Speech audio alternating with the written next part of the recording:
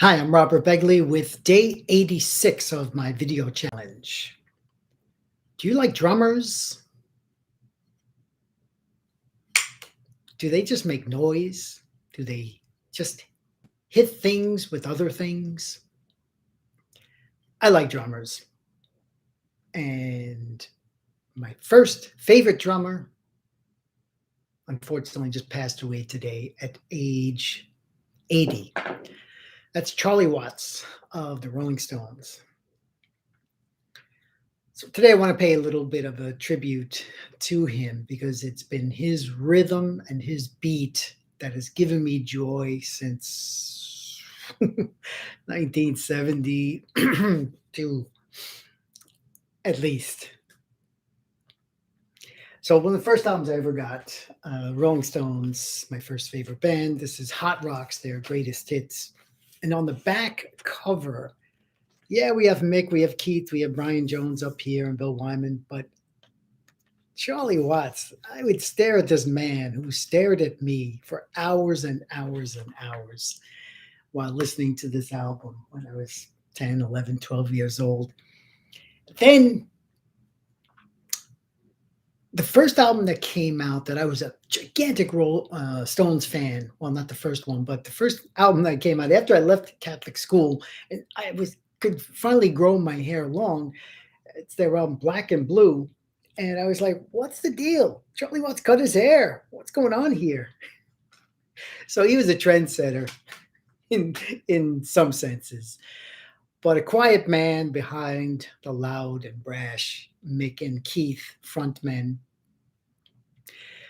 Several years ago, Keith Richards had an autobiography called A Life, and he spilled the beans on everybody. He had something bad to say about everybody. John Lennon holds the guitar up here like a violin, George Harrison, of course, Mick Jagger, but he didn't say one word, one negative word about Charlie Watts. What does that tell you? So my all-time favorite drummer, Neil Peart, shares his experience when the only time he met Charlie Watts. They were both, the Rolling Stones and Rush were performing in Toronto at the SARS concert. And Neil is super intense, especially right before he goes on stage. And he's walking on stage and he sees an old man stick out his hand, and Neil's polite. He shakes his hand, but he's thinking, who the hell is this old guy? What's he saying? Then he whispers to him, I'm Charlie Watts. What? You're Charlie before I'm going on stage? He's getting all paranoid. And he's like, Watts says, I'm going to be watching you. And of course, Neil went out there and gave an awesome set, which included Painted Black by the Rolling Stones. And that's just two legends in my own mind and in the world of rock and roll drumming. Which brings me to kind of the last point, that drummers die. Well, everyone dies, but Spinal Tap kind of captures this because every drummer in Spinal Tap dies. The final one spontaneously combusts, and there's a little green globule on the drum seat.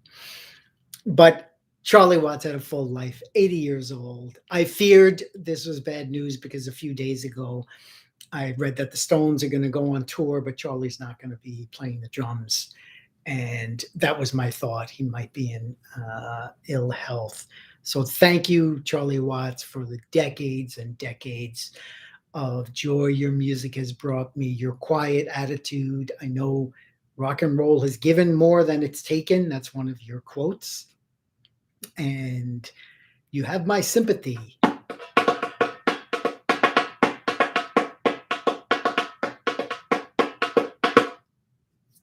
That's it. We'll see you tomorrow with day 87.